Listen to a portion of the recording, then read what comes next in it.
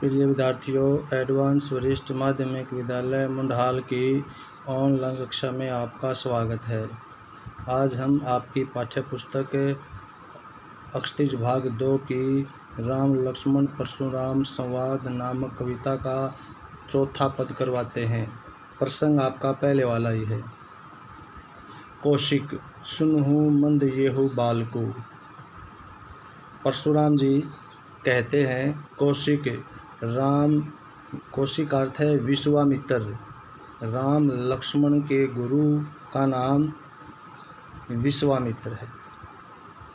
तो परशुराम विश्वामित्र से कहते हैं, कौशिक हे विश्वामित्र, सुनहु सुनिए, मंद येहु बालको। येहु माने ये, बालको माने बालक, मंद माने मंद बुद्धि या कुबुद्धि।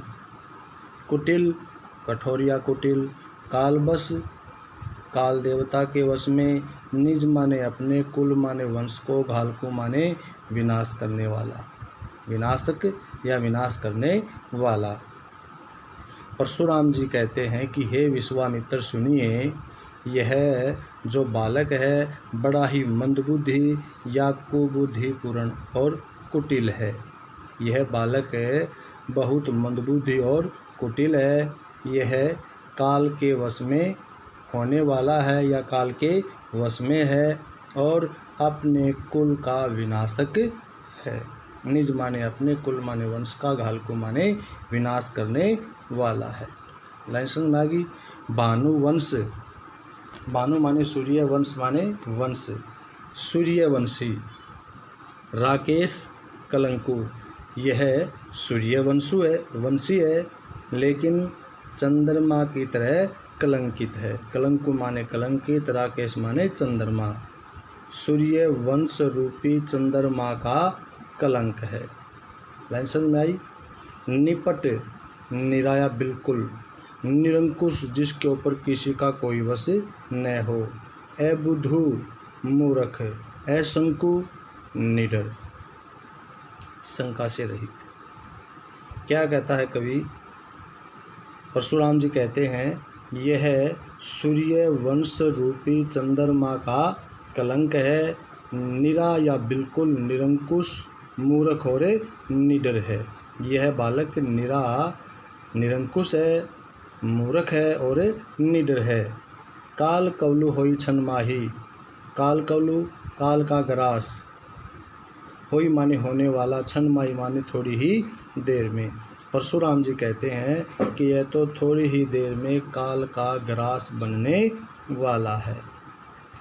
कहो माने कहता हूँ, पुकारी माने पुकार कर या ऊंची आवाज़ लगाकर, खोरी माने दोष, मोही माने मुझे, नाही माने नहीं।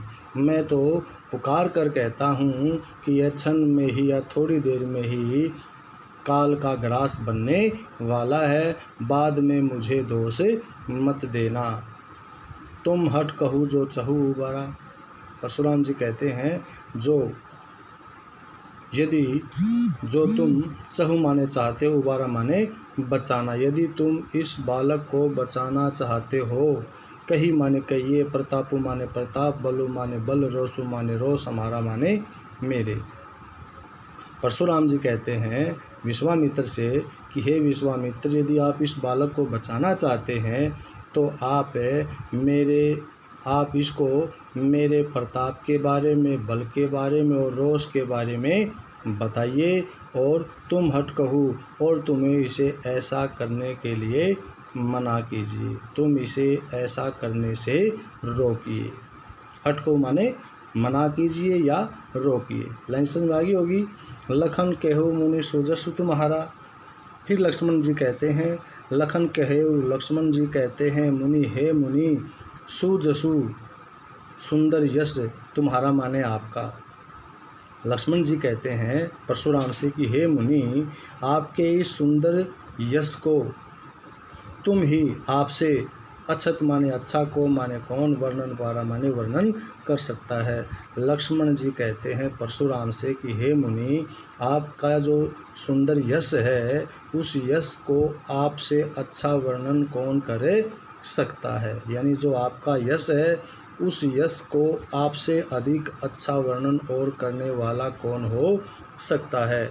अपने मुँह तुम आपनी करनी, अपने ही मुख से, मुँह माने मुँह, आपनी करनी अपनी करनी का, अपने ही मुख से तुम अपने ही करनी का, बार अनेक, अनेक तरह, अनेक बार, भांति माने अनेक तरह से, बहुवर्णन बहुत वर्णन किया है।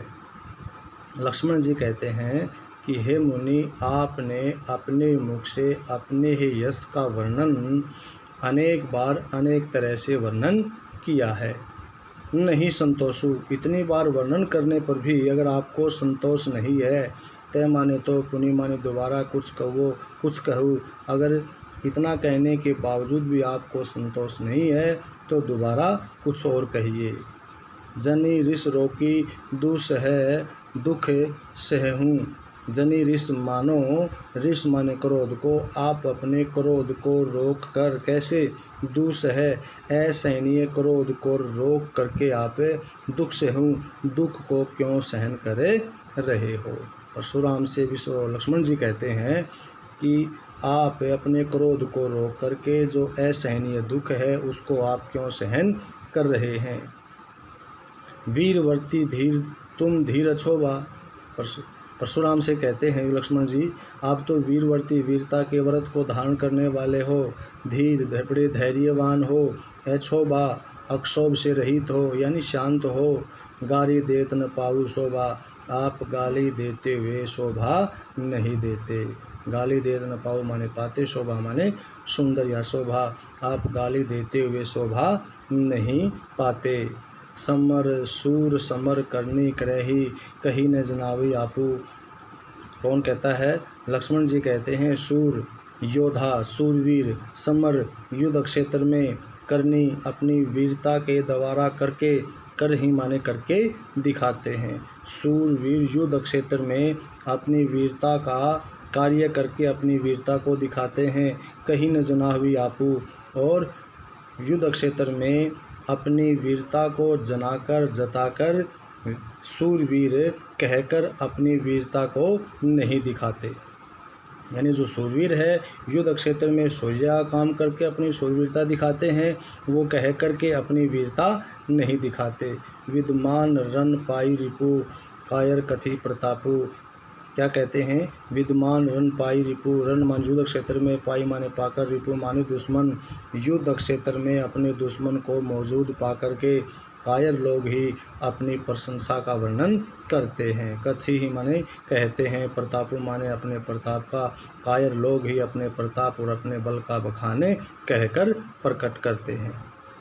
तो इस पद के माध्यम से लक्ष्मण और परशुराम के वार्तालाप का वर्णन कवि ने किया है। भाषा शुद्ध साहित्यिक अवधि भाषा, तत्सम तद्भव शब्दावली, ओज गुण वीर रस, छंद बद्ध रचना या चौपाई छंद का प्रयोग है।